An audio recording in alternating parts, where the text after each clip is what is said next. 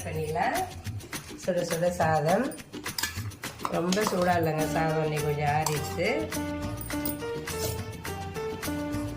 நல்லா சூப்பராக வந்து முருங்கைக்கீரை சாம்பார்,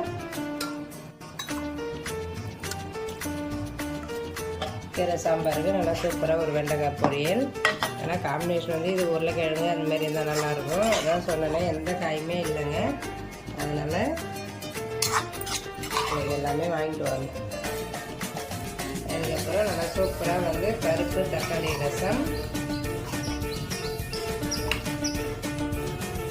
காலைல பிரேக்ஃபாஸ்ட்டுக்கு ராகி சேமியா.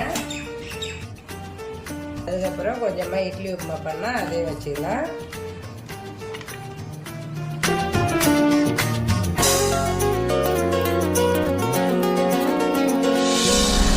சூப்பராக நீங்கள் லஞ்ச் வீடியோ வந்து நான் இன்னும் லஞ்ச் வீடியோவில் பார்க்கலாம். பாய்.